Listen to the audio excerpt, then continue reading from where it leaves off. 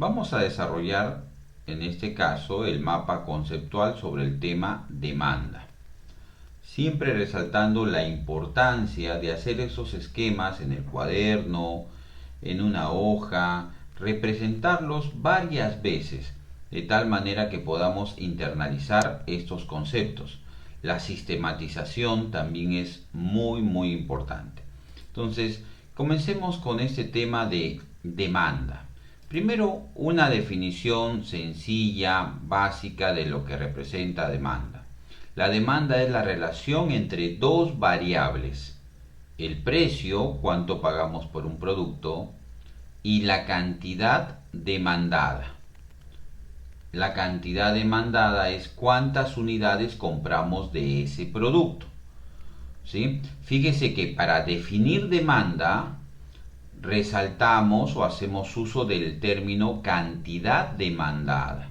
¿Sí? Ya vamos a ver la diferencia. Entonces, básicamente, la demanda es cómo se comporta el consumidor en relación al precio que le están vendiendo el producto y cuántas unidades desea comprar.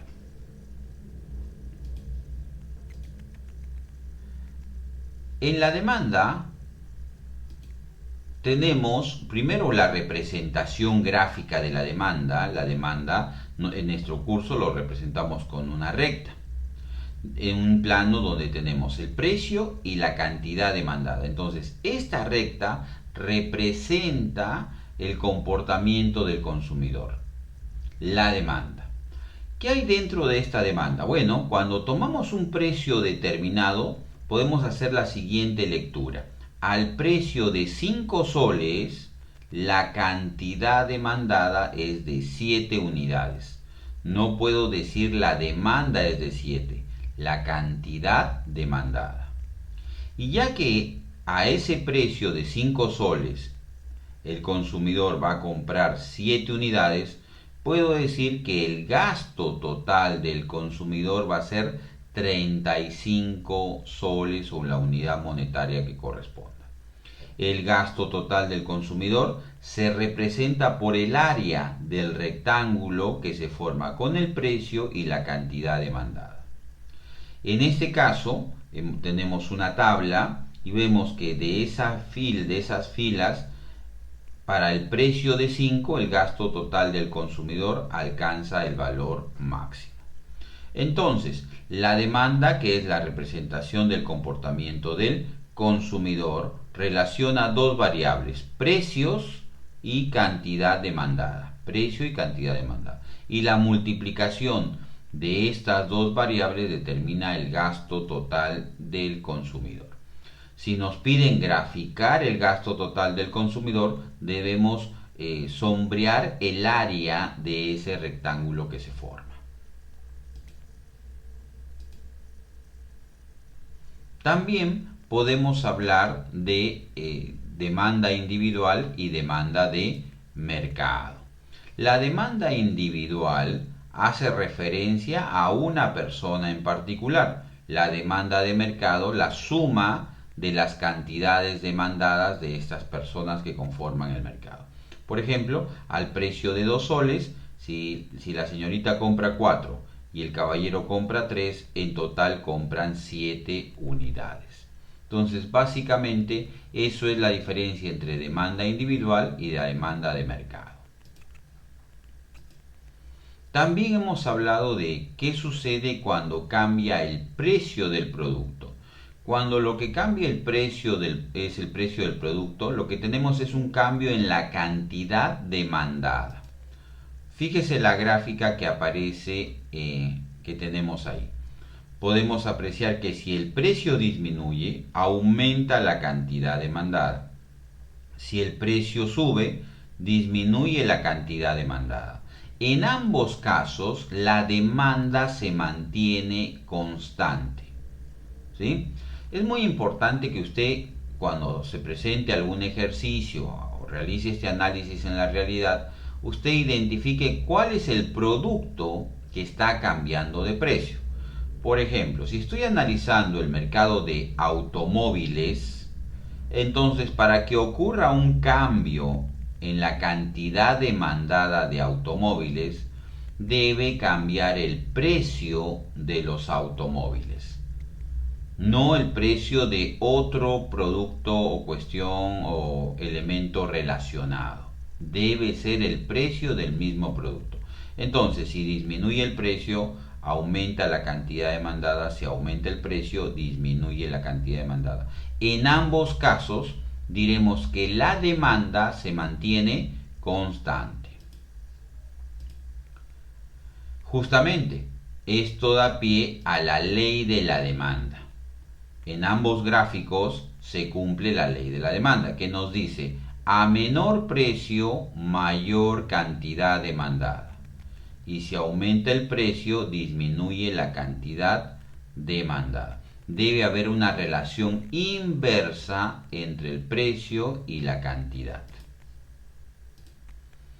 También está relacionado con el supuesto de ceteris paribus. Fíjese, para que se cumpla la ley de la demanda, es necesario que todos los demás factores permanezcan constantes. Es decir, si yo bajo el precio al cumplirse la ley de demanda, indicaría que debe aumentar la cantidad demandada, siempre y cuando todos los demás factores permanezcan constantes. Rápidamente, si por ejemplo usted baja el precio de su producto, la idea es que le van a comprar más. Pero si usted baja el precio del producto y además baja la calidad, no necesariamente le van a comprar más. No se va a cumplir la ley de la demanda. Entonces diré que todos los demás factores no permanecieron constantes. No hubo ceteris paribus. Entonces, para que se cumpla esta ley de la demanda, usted debe bajar el precio, pero todo lo demás, incluyendo la calidad del producto, debe permanecer constante. Si en vez de cambiar el precio, lo que cambia es otro factor diferente al precio, por ejemplo, el clima, la publicidad, el precio de otros bienes relacionados, etc., entonces tendremos un cambio en la demanda. Fíjese acá.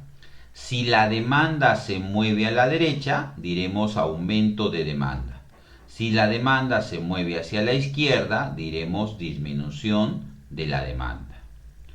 Ahora, ¿qué puede hacer que cambie la demanda? Bueno, hay factores directos, inversos y algunos que tienen el doble signo. Comencemos con los factores directos. Por ejemplo, ¿qué haría que la demanda aumente? Que mejore la calidad del producto. Si mejora la calidad del producto, la gente le va a comprar más. Que se vaya a una zona donde hay mayor número de compradores. Si usted va a una zona más poblada, entonces la demanda aumentará. Y también se aumentan los gustos, las preferencias o la necesidad del producto. En esos casos tendremos un aumento de demanda. Y en esos factores, si alguno de esos factores disminuye, también tendremos en ese caso una disminución de la demanda. Veamos algún factor inverso que genere un cambio en la demanda. Por ejemplo, el precio de los bienes complementarios.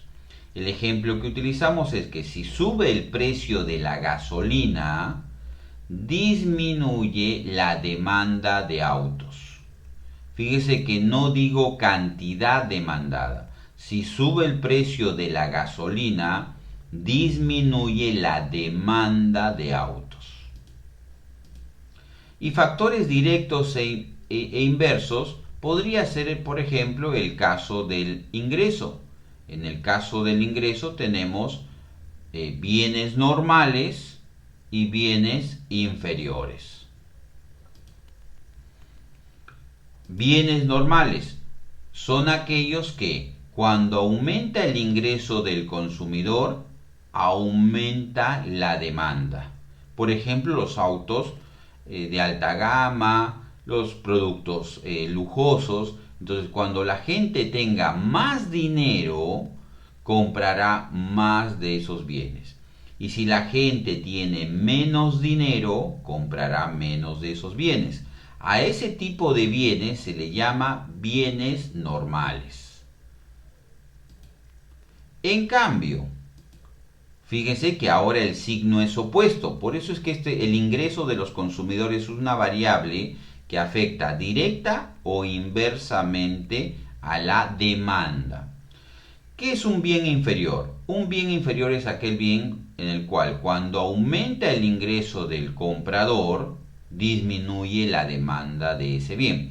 Por ejemplo, el servicio de transporte público. Si esta persona tiene más ingresos, es probable que deje de usar el transporte público. Y si por el contrario sus ingresos disminuyen, va a aumentar la demanda de ese bien. Esa es la diferencia entre un bien normal y un bien inferior. En el bien normal, la relación es directa entre los ingresos del consumidor y la demanda. En los bienes inferiores, la relación es inversa. Muy bien, entonces de esta manera hemos identificado los elementos más importantes de la demanda.